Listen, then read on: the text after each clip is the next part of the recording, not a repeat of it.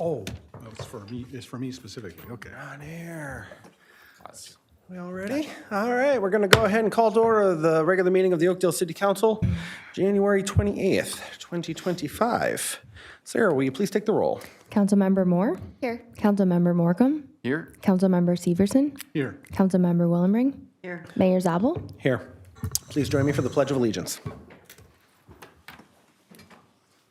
I pledge allegiance to the flag of the United States of America and to the republic for which it stands, one nation, under God, indivisible, with liberty and justice for all.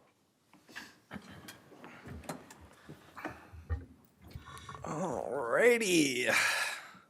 First up on the agenda tonight is the approval of the agenda. Council members, no changes in front of us, so can I get a motion to approve the agenda as presented? So moved. There's a motion. Is there a second? Second. Motion a second. All those in favor say aye. Aye. Opposed? And the agenda is adopted. Next up, we have approval of minutes, two sets in front of us tonight. First up, workshop meeting minutes, January 14th, 2025. Council members, any changes or corrections? I'll look for motion. So moved. There's a motion. Is there a second? Second? Motion a second. All those in favor say aye. Aye. Opposed? And workshop meeting minutes are approved. Next up, regular meeting minutes, January 14th, 2025. Council members, any changes or corrections? Look for motion. So moved. There's a motion. Is there a second? Second? Motion a second. All those in favor say aye. Aye. Opposed? And those meeting minutes are adopted. I'm going to pause here. Jake Foster, could you turn on the lights up here for us? We're feeling a little dark up here. There we go. Whew. Shine a little light on the subject. Thank you. Next up is public hearings. We have one in front of us tonight related to City Project 2025-01, the 2025 Street Reconstruction Project. Staff report. Mr. Bachmeyer. You're looking at Jim, or do we have a question? Oh, I didn't know if there was going to be. Let's do the staff report first, and then we'll open the public hearing. Good evening, Mayor and council members, neighbors adjacent to the 2025 improvement project, and property owners as well. Good evening, I'm Brian Bachmeyer, the consulting city engineer for the city of Oakdale. Joining me this evening is Brad Swanson. He's with SCH. He'll be helping me with this presentation. He's the project manager involved with the design and construction management for the project. The neighborhood that we're talking about tonight is generally described as the neighborhood that is east of Greenway Avenue, north of Hudson Boulevard, west of Grosvenor, and south of 6th Street. It's about 2 miles of neighborhood streets in the city of Oakdale. We are going to be conducting 2 hearings tonight. The first hearing is the improvement hearing, where we'll be talking about the improvements that we're proposing. There'll be an opportunity for the residents and property owners to testify before the city council on their opinions regarding the improvements. And then it will be going back to the city council where they will deliberate on ordering the project, and it does require a 4/5 vote of the council. Once we've completed that hearing, we will then move into the second hearing, which is the assessment hearing, where we'll again describe how the project is going to be financed. There'll be another opportunity to testify before the council on your thoughts on how the project is being financed. And then the council will deliberate and determine if they adopt the assessment role. Generally, when we're completed with these, we will have addressed the why, the what, the how, and the when. So we'll be doing that. The objectives of the improvements that the city considers every year is to improve safety. We strongly feel that pavement conditions have a direct correlation with safety in our community because a lot of walkers and bikers use our streets in addition to motorists, so there's a direct correlation with that. The second is to control maintenance costs for our community. I'll be showing a chart here shortly, but as our streets get older, the costs increase at an accelerating rate. And patching, we've been doing a lot of patching in this area. It's very inefficient and ineffective, so we've reached the point of diminishing returns. We're also looking at replacing water mains where there is a history of multiple breaks in the area. I think about half the streets in this year's project, we're seeing a need to replace the water mains. So we'll be talking about that. We're also looking at improving our energy efficiency with the lighting system. Currently it's high pressure sodium so it consumes a certain amount of energy. We'll be converting that to LED, which is a more efficient, more effective lighting system. Then the final objective is to eliminate service barriers. And as I mentioned earlier, as the streets get older, they become brittle, and there is a point where we need to protect them by imposing some load restrictions, which could limit access to your property, primarily in the spring of the year. If you're doing any improvements on your home, there may be some contractors that can't get to your property because the streets are being protected through load limits. This is the chart I was referring to, and let me just indicate on the left side is pavement conditions, and you can see on the very top is a street that's new, has a rating of 100. On the bottom is the age as the street gets older, so at 10 years, 20 years, 30 years. And then on the right side, we show the cost to maintain the street. And what this chart is really showing is the street deteriorates over time, and it deteriorates at an accelerating rate. At the same time, the maintenance costs are increasing. And there's a point right in here, and it's generally around 28 to 30 years where it becomes, we've reached the point of diminishing returns where it's no longer cost effective to maintain the street. So we need to do something more dramatic, and that's to resurface the street. This is a map that shows the pavement conditions throughout the community. And we do have the green and the blue indicate fair and adequate streets. The streets that are purple and red indicate poor and very poor condition.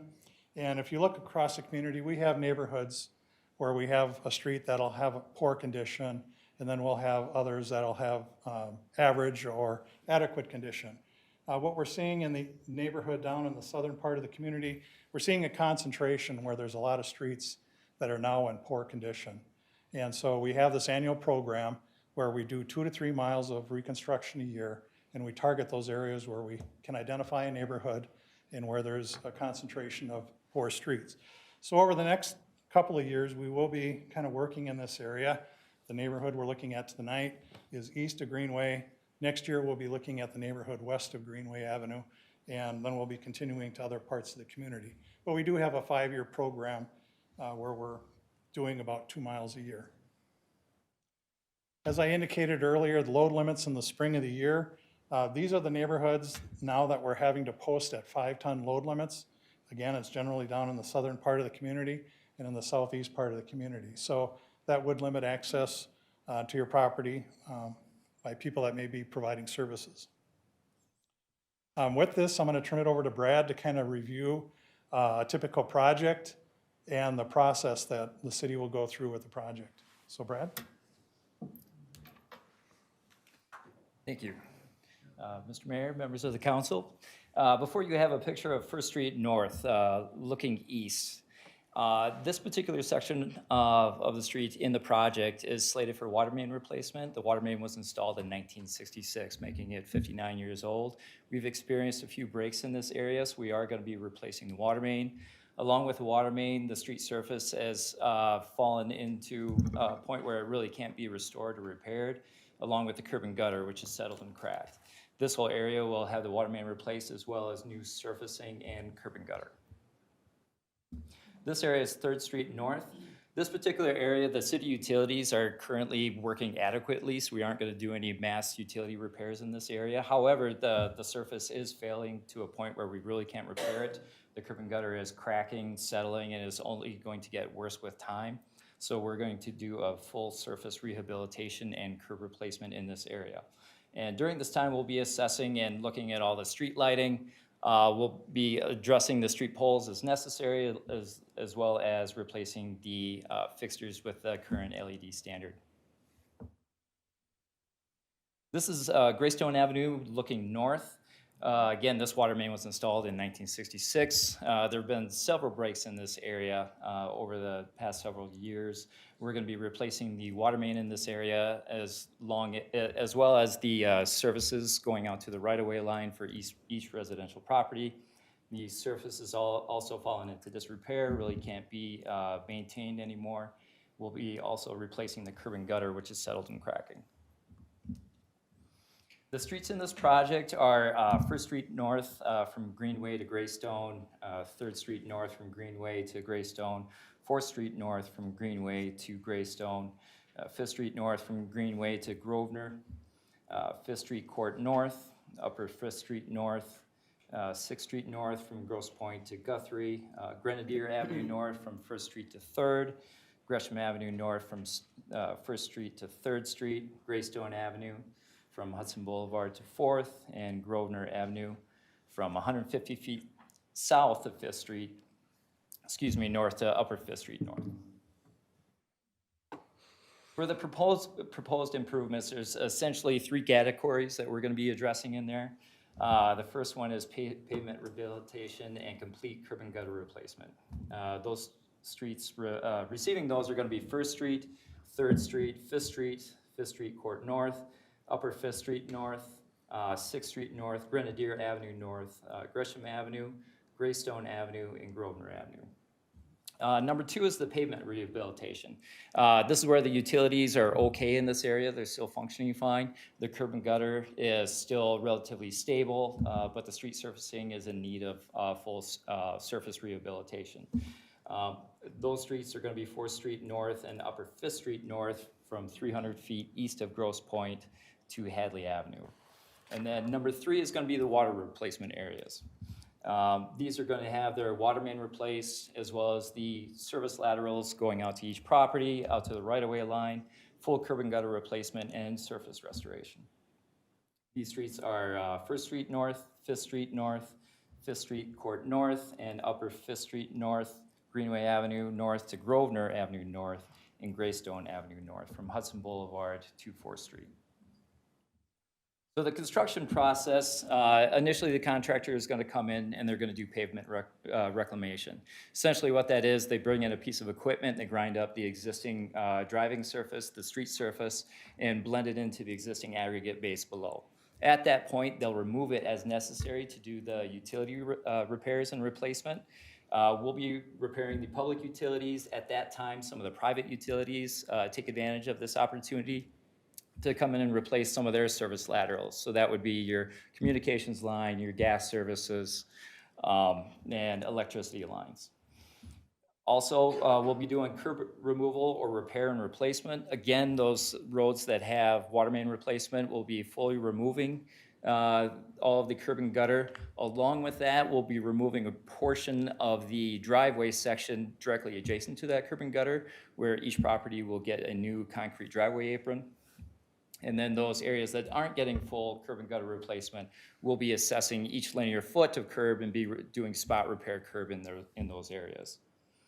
At that point, we'll be putting in the base course of pavement. We'll be adjusting all the cast iron, which is essentially all the manhole castings and accesses out in the street.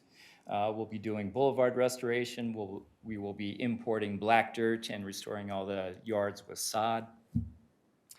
Put on the final wear course, and that will essentially be the conclusion of the project.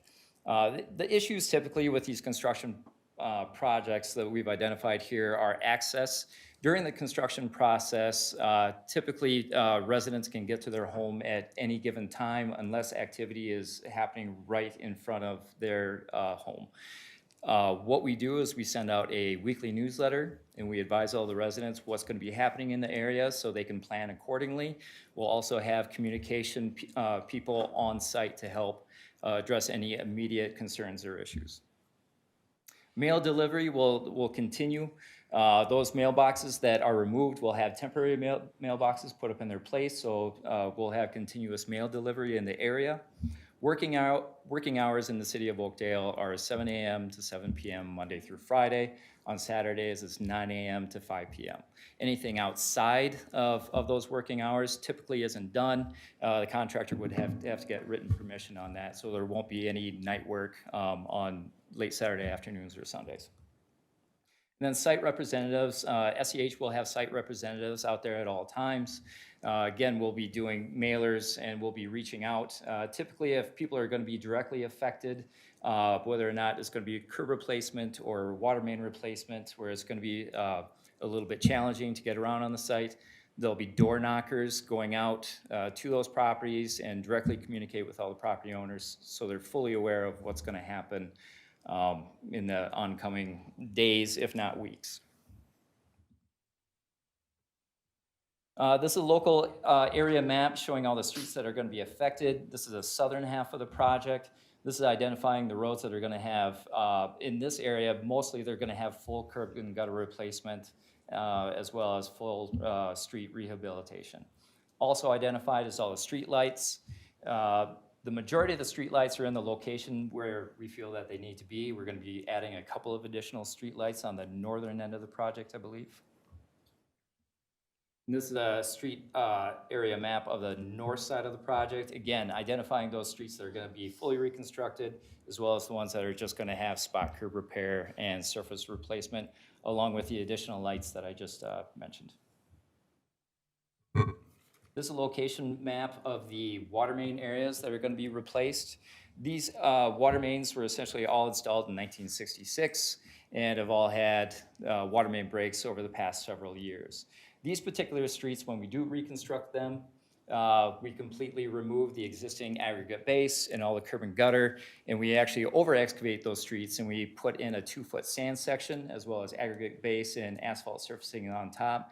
This helps with stabilization and is going to prolong the use of the street. So as far as the project process, we've already had the neighborhood information put out in November, as well as the feasibility report to the council in December. Tonight is obviously the public hearing.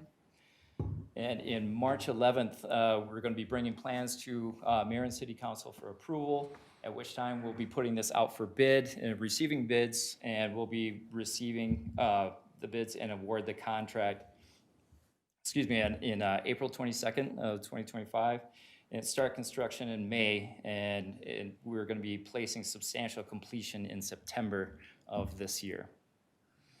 So with that, that's my end of the portion. I'll turn that back over to Brian. Thank you, Brent. So with that, we are done with the presentation for the public improvements. It's an opportunity then to turn it back to the mayor to talk about neighborhood testimony and deliberation. Thank you, Brian. I know why you looked up here to start, because I was supposed to follow the script, and I didn't. So there was a section I was supposed to read before the presentation, but here we are. So good evening, everybody. We're here tonight to consider the improvements and assessments for the 2025 Street Reconstruction Project. Tonight, 2 separate hearings will be held. The first public hearing, will review the 2025 Street Reconstruction Project, and the second hearing will review the assessments and other financing related to this project. Notice of these hearings has been provided through mail and published in the city's official newspaper. I ask that City Clerk Sarah Ludwig include the affidavit of publication of tonight's hearing notices and the affidavit of mailing in the official record. In a minute, City Attorney Jim Thompson will provide important details related to tonight's proceedings. Before we begin the public hearings, I'd like to go over a few ground rules. First and foremost, we want to treat everyone with respect and courtesy. If you wish to speak, please step up to the podium, provide your name and address for the record, and proceed with your comments no more in 3 minutes in total. If someone has already shared something similar, please do not feel like you have to repeat what has already been said.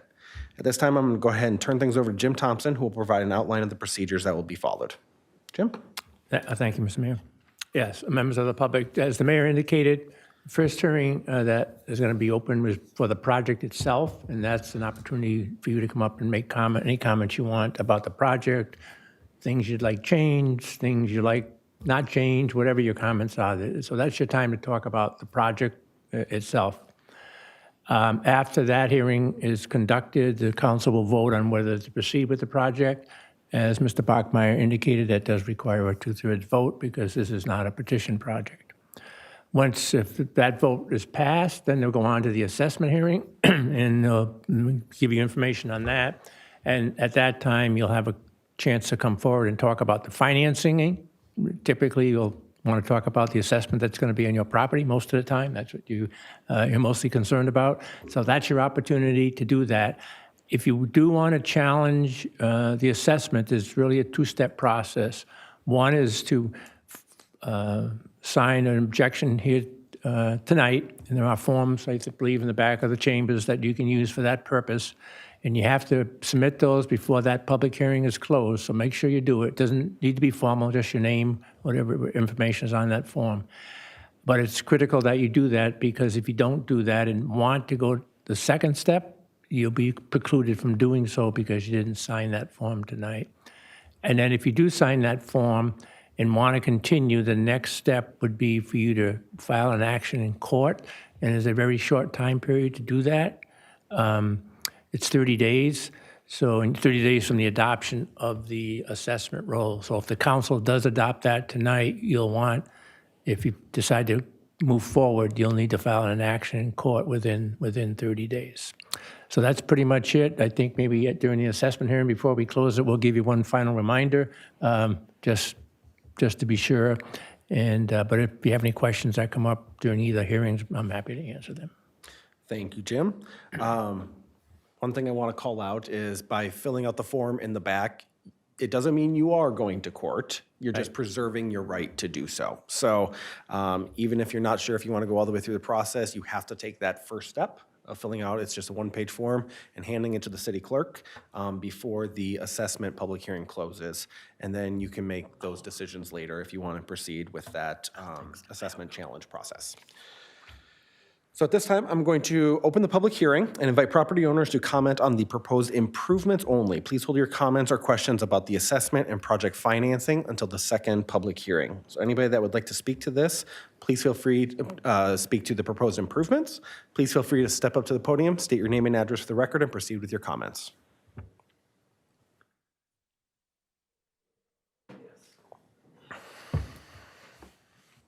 Hello. Welcome. I'm Brian Rominski. I'm at 142 Greystone.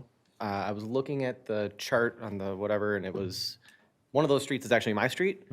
And if you guys are tearing that up or trying to contract that to be torn up, I don't understand why, because it's not that bad. I do agree that if the streets are bad, I don't drive through Oakdale. I'm only on my part of town until I go to my job. So I do agree if the streets are bad, tear them up and then fill out the, the sewer and all that stuff, whatever you're gonna do. But I don't see a point in wasting money, especially on my street, because my street's not even that bad.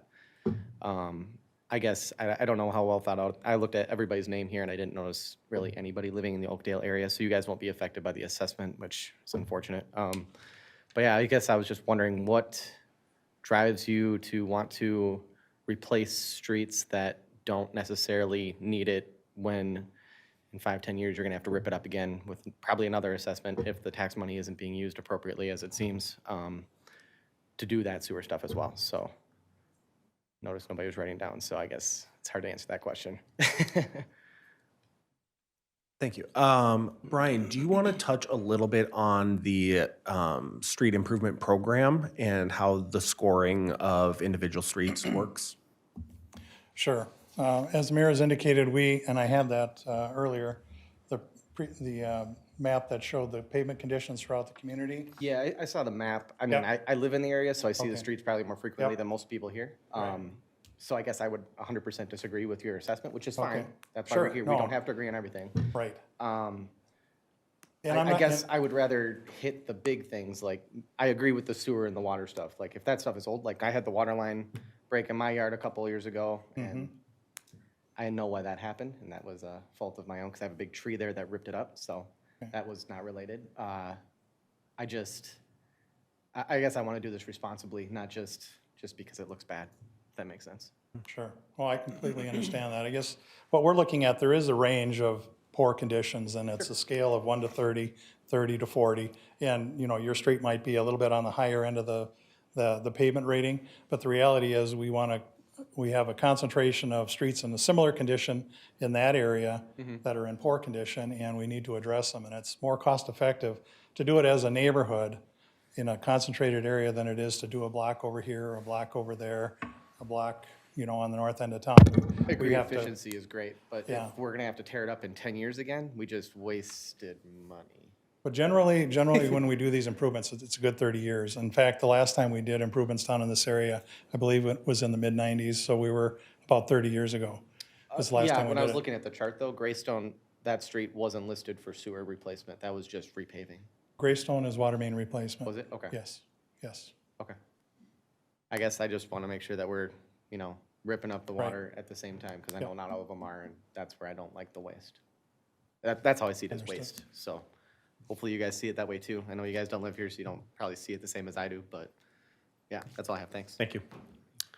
Is there anybody else that would like to speak to the improvement portion of tonight's presentation? Going once, going twice. I'm going to go ahead and close the public hearing and bring it back up to this city council for consideration. Council members, are there any questions or comments for staff or SEH? Yeah, Councilmember Morcom. yeah, and this is general, and it probably applies to both, but I know there's been a lot more water main breaks in the city of Oakdale. I'm just curious in a general sense, and it can vary wildly, but what is the approximate cost to repair a water main break? Typical water main break can cost anywhere from $5,000 to $10,000 to repair. To replace a water main, it's about $500 a lineal foot. So you can see it takes quite a few breaks to total what it costs to replace it, but we also understand there's an inconvenience cost, and so there is, an evaluation that has to be done on whether or not it's appropriate to replace or just repair. All right, thank you. Council members, any other questions for staff? All right, I will look for a motion. I'll make a motion to waive reading and adopt Resolution 2025-05, ordering City Project R2025-01, 2025 Street Reconstruction. There's a motion, is there a second? Second. Motion and a second? Mr. Mayor, did we close the public hearing? Yes. Okay. Come on, Jam. I was, I wouldn't miss that fun, come on. Thank you for checking, though. Motion and a second, final comments. All those in favor say aye. Aye. Opposed? And Resolution 2025-05 is adopted. Next will be the presentation for the assessments. I'll just go back to my script. It's just easier if I read what staff prepared for me. Staff will review assessments and financing related to the project. Nailed it. Who is tackling this presentation, Brian or Kyle? Yes. All right, Brian, take it away. So similar to the previous hearing, we are going to have a quick presentation. Hope to talk about tax distribution, defining what special assessments are, and assessment policies. And then it's another opportunity for the property owners to deliberate before the council, testify before the council for their deliberation before the assessment roll. And just to comment on local property taxes, I know a lot of times people will say, well, I'm paying property taxes. Why am I being assessed for these improvements? And the fact is your property taxes pay for services. So it's police, fire, public works, parks. It pays for those services, and only a small part actually goes to capital projects. In fact, of your property tax bill, only about 10% goes to to capital projects, 90% goes to services. And so, there's advantages and disadvantages, property taxes versus assessments. And the reality is, if you go to the extreme on either one, if you go to all property taxes, there are properties that are tax exempt, so they wouldn't pay for the streets. When you go to special assessments, there are properties they do participate, but then you're dealing with assessment hearings like we have tonight. So either way you're paying for it, it's either through the taxes or through the assessments. It's just, is it being done based on value or being based on use? As it relates to the assessments to the properties, we do have 3 different assessment rates, depending upon the improvements, and as been discussed. If we're just removing and replacing the asphalt, that assessment rate is $55 a foot for residential properties. If we are removing and replacing the curb and gutter in addition to the pavement, the assessment rate is $79 for residential, and it is $114 for commercial. There are 2 commercial properties on Greystone Avenue, just off of Hudson Boulevard on the west side. So those 2 properties are involved, and the reason that assessment rate is slightly more is because the pavement section has to be thicker to serve the commercial properties for the 9-ton rating. The project cost is estimated at about $5.8 million. The special assessments are covering about a little over $1,090,000, or about 18% of the project. 81 to 82% of the project is being financed with a combination of funding sources, city funding sources, with the lion's share of it coming from the utility system replacement for the water main at $1.8 million. We also have storm sewer fund of $120,000 and a street improvement fund of $300,000. And as indicated, those costs, the rest of the costs that aren't covered by those funding sources will be through a bond and through debt payment. What are special assessments? Really what they are is it's like a loan over a 10-year period. And so, and the interest rate, there is an interest rate component, and it's 2% above what the city sells the bonds for. And the interest rate starts accruing in October of this year. So after October 15th of this year, the interest starts accruing. You can prepay up to that point and accrue no interest, but if you choose to do nothing, then what the city does is we certify it to the county and it's collected with your property taxes.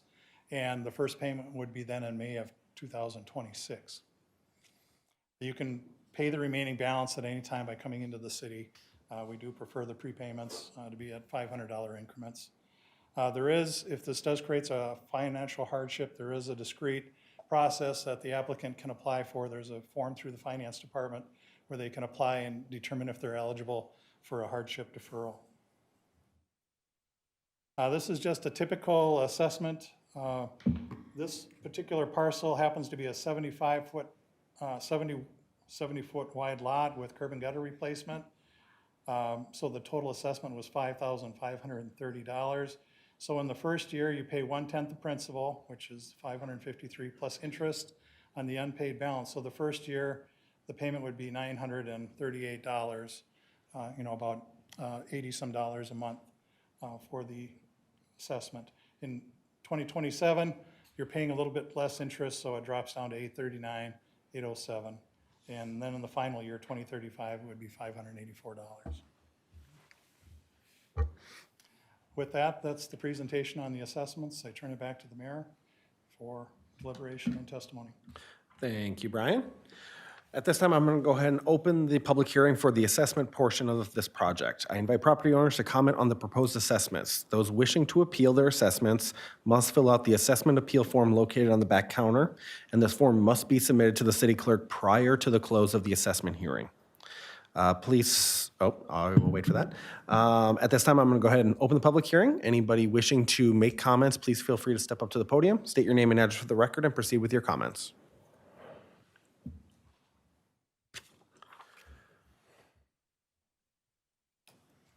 Hi, my name's Danielle Lease. I live on 154 Gresham Avenue North here in Oakdale. I've been here for about 6 years, and I love this city. But I don't love being forced to do something that I didn't ask for. It's not that I oppose these improvements to the streets and to the sewers. I know that that's a necessary thing to happen. But to put this burden onto us that we didn't ask for is not okay. There are people that are struggling. I know you mentioned like the assistance, but that shouldn't be needed. What do you say to like the single parent who's struggling to get by, the people that are living paycheck to paycheck, the people that are on a fixed income that can't afford this, but you are forcing them to pay this? It's just ridiculous and cruel to them to make that happen. So I just ask that if there's anything to lessen the burden for us, that would be greatly appreciated, because this was something that I know I've talked to some people, we didn't even know that this was happening until we got the letter, the assessment letters. So it's not fair, I think, to us that this burden is put upon us. How do you justify that? Us spending thousands of dollars, like $5-6 grand plus. That's just all I have to say. Thank you. Thank you. Is there anybody else that would like to speak under the public hearing for the assessments tonight?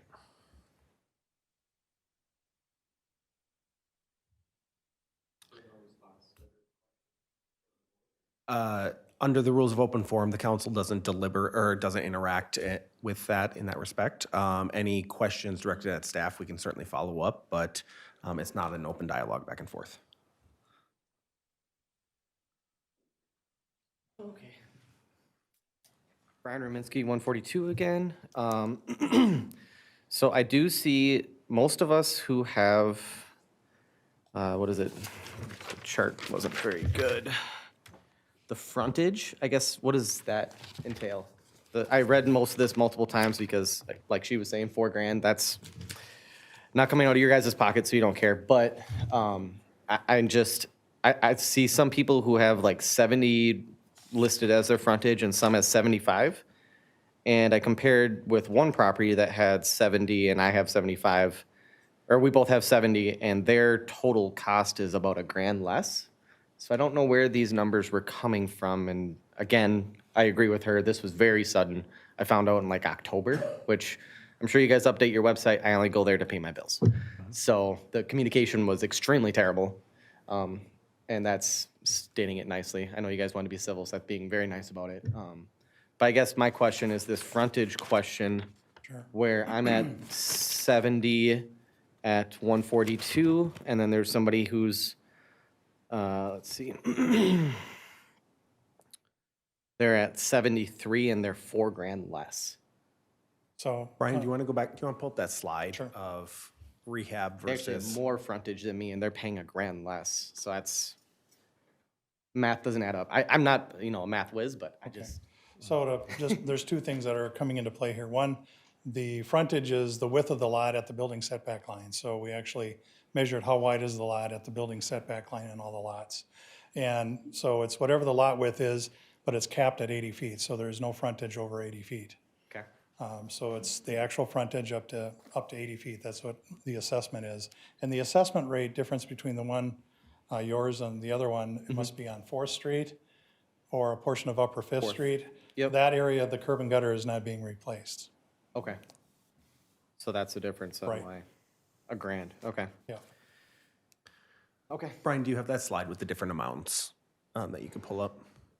I think it's illustrative of how this gets, oh, there it was. Was it this one? Yes. Yes.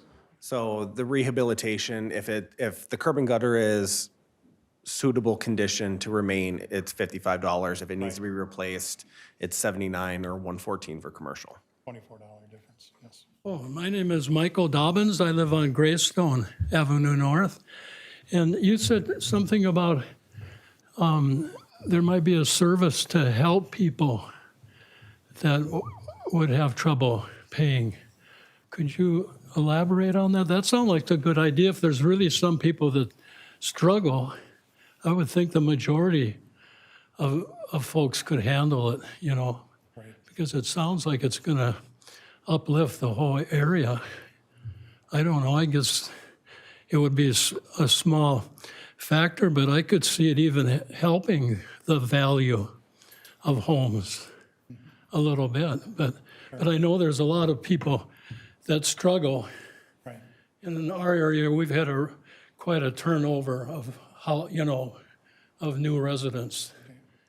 And I think a lot of the new residents, for some reason, seem a little lower income than some of the people who have sold their homes. So, Yeah, it's called a hardship deferral, and the finance director's in the back of the room. I don't know if he has any application forms, but he would be the person to contact about the hardship deferral application.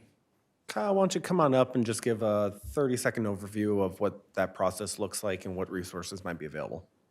Yes, so it's, good evening, Mayor, Council. So yes, as part of the assessment policy, there is a hardship deferral portion. And with that, there's certain criteria to be met depending on age, disability, and income, along with other extraordinary circumstances. And so with state statute, that needs to be turned in within 30 days if the assessment's approved. So as the presentation and the letters mentioned, yes, we'll take anybody's contact information. We can get a hold of them and get them a copy of the form. Okay. Or would you like to just make your business cards available and staff or residents can reach out to you directly? Yes, yep. Okay.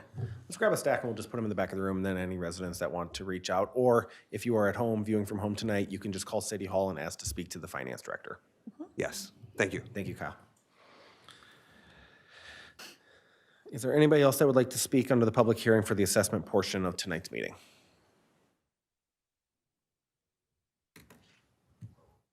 May not be a question that's for this You begin group. with your name and address. Oh, for I'm the record. sorry. Peggy Dobbins, 79 Greystone Avenue North. I know one of the options for paying off whatever we've been assessed is just having it become part of our taxes, and that we don't have to do anything, to have that happen, et cetera. Now, when we pay our mortgage, we also have our insurance in there, our taxes. We have an escrow account. Can we therefore surmise that every year we're going to be getting a notice from the bank that our escrow is short because of the additional monies that will have to be there to pay for the rise in our taxes? I can tackle this one because I just went through it. So your monthly mortgage payment will get readjusted annually to account for that difference or for that shortage in the escrow account. But Brian, could you pull up that slide of the amortization schedule? The amount being paid each year decreases. I saw that. As you go through it, your escrow would show that there's excess because your mortgage payment would stay fixed. Okay, so it probably would be maybe a one-time thing where we'd have to pay in more, and then hopefully that would cover the ongoing Yeah, so payments for the similar- next 9 years. Similar to what happens with property taxes every year. So when the property taxes get assessed, your mortgage holder or whoever manages your escrow looks at the expenses going out, and then they calculate what that monthly payment needed to cover the escrow is. So annually. I was just concerned that there would be a pretty good hike every year, but that most likely will not be the case. It shouldn't, or at least it didn't to my escrow. Because it would just stay baked in. And then it would actually decrease, the annual payment would go down as you go through the 10-year cycle of Okay, that. thank you. Is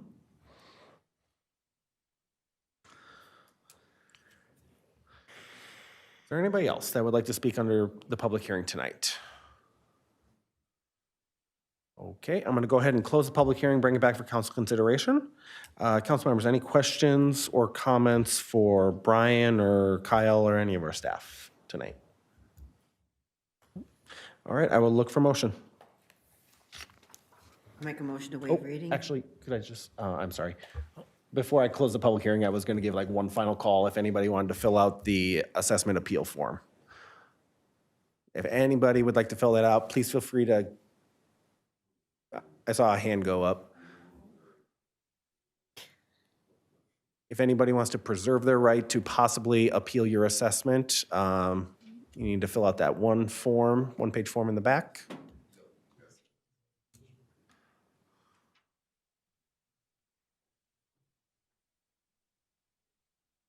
Okay, well, Jake's on that, so we'll count it if it comes in. That's fine. That's fine. But Susie, go ahead. Thank you. Sorry about that. Fine. I'll make a motion to waive reading and adopt Resolution 2025-06, adopting the assessment roll for City Project R2025-01, 2025 Street Reconstruction in the amount of $1,089,240. Thank you. There's a motion. Is there a second? Second? Motion and a second. Final comments? All those in favor say aye. Aye. Opposed? And Resolution 2025-06 is adopted. Next up on our agenda is the open forum. This is an opportunity for anybody who would like to share anything that's on their mind to step up to the podium. Please state your name and address for the record and proceed with your comments.